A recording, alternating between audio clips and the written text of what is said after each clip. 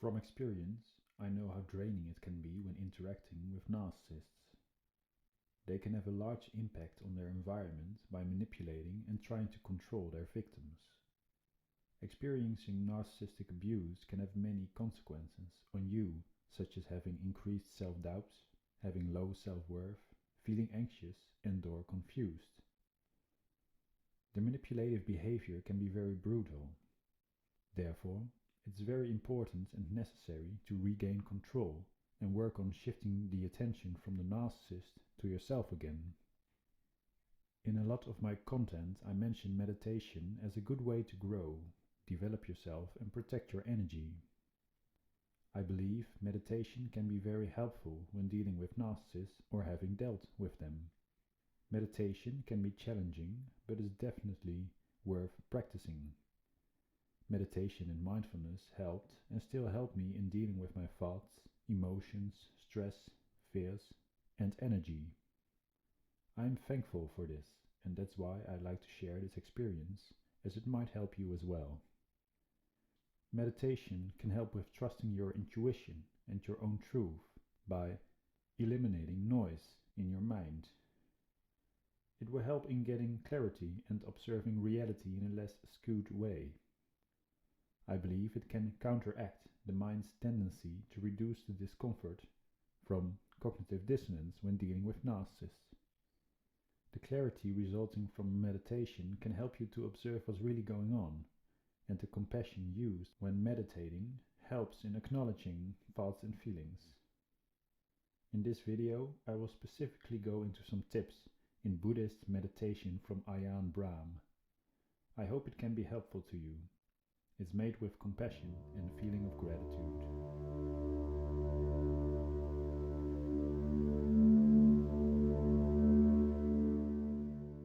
I will shortly go into meditation and why I think it's useful when dealing with narcissists. Then I will share some tips. Meditation is about letting go and practicing acceptance of the here and now. You try to let go of the world around you in order to achieve a certain peace within yourself. You could see it as training your mind and gaining clarity. Most people are dominated by all kinds of thoughts.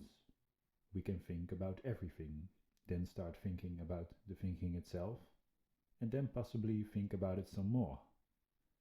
It's a form of chewing on your thoughts, in the same way as a cow is ruminating on its food. That's an interesting image.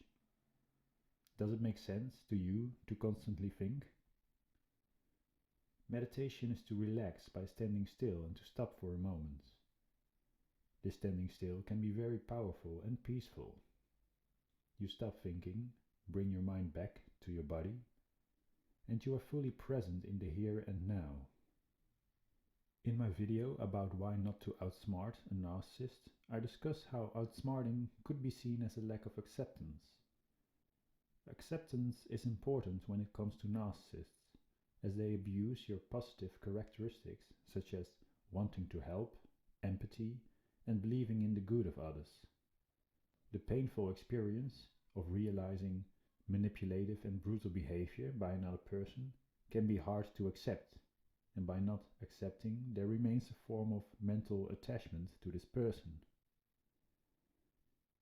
When meditating, you essentially practice acceptance of the truth of the here and now.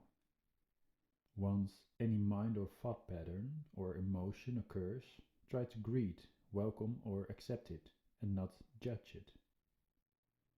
If you practice acceptance for a while, negative emotions will eventually be created less.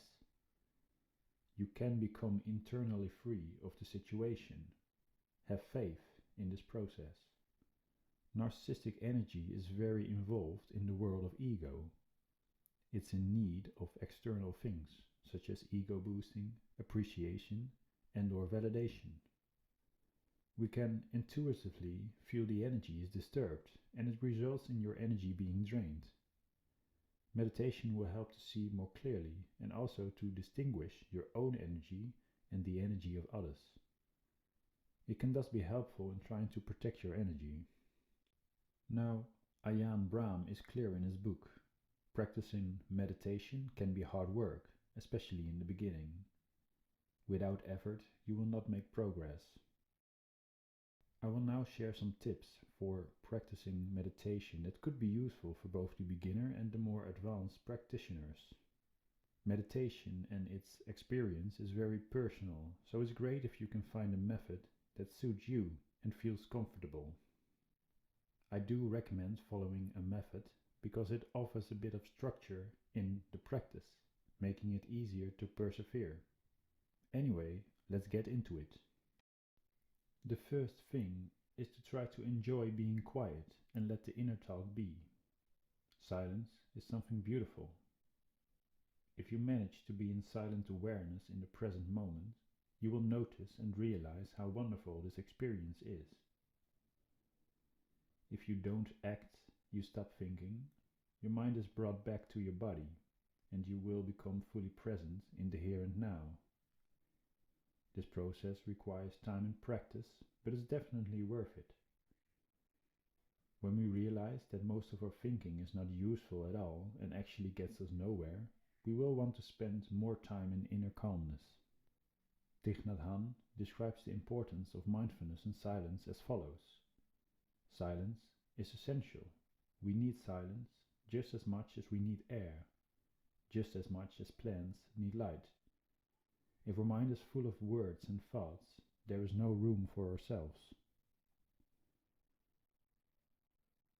Silence cannot be taken for granted, and it can still be very noisy in our heads even when it's very quiet outside.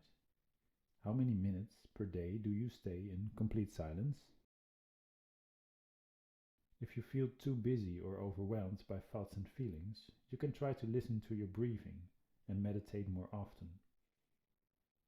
It's precisely when you feel that you are too busy that non-action or meditation is important, and you should try to take the time to do so. Now, take just a few moments to focus on taking a few deep breaths while we wait in silence for the next tip.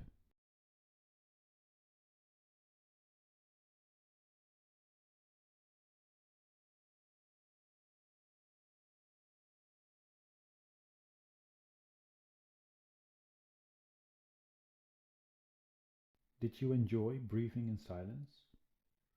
Now, the second tip is knowing that there honestly is no such thing as bad meditation.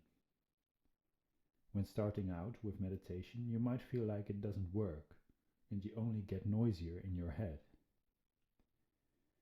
If you hear more noise, it means you are more aware than you would normally be. You might feel like you're doing something wrong. However, this isn't true.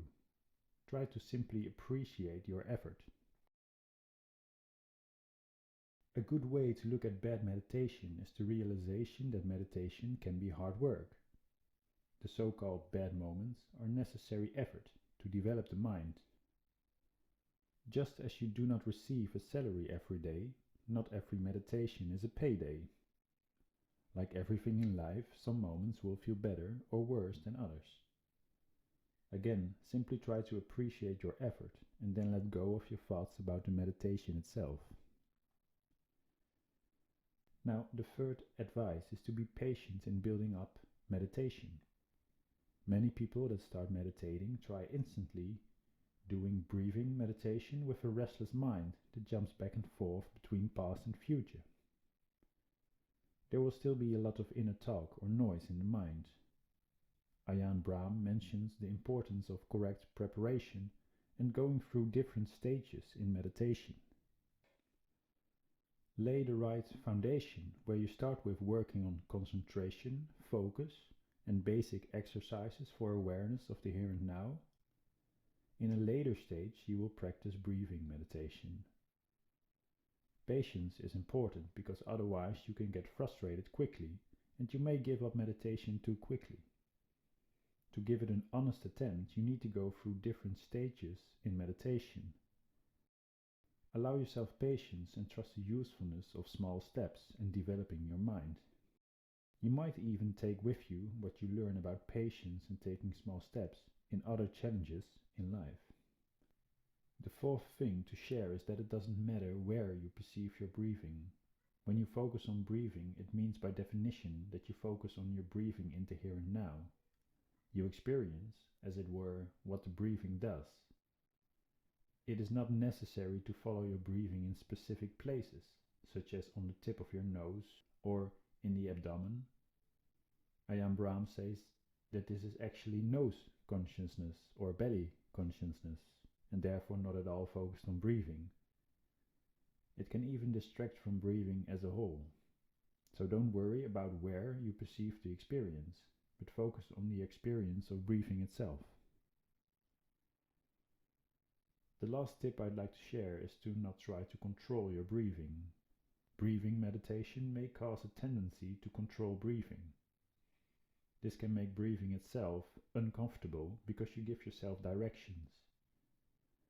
You just have to look at your breathing, but you don't have to give yourself directions or think about it. Try to enjoy the meditation and let the breath breathe. Observe it without judgment. If you can follow your breathing without interruption, you will feel more peace and joy. I will soon make another video going into practicing conscious breathing. Now, I hope these small tips can be useful if you are practicing meditation or if you possibly want to start doing it.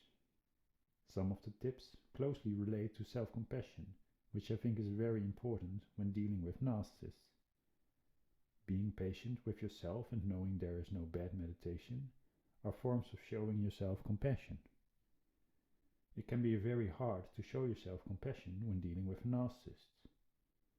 No, you deserve your own compassion, kindness, and caring attention. I think it would be great if you could observe the tone you use when talking to yourself.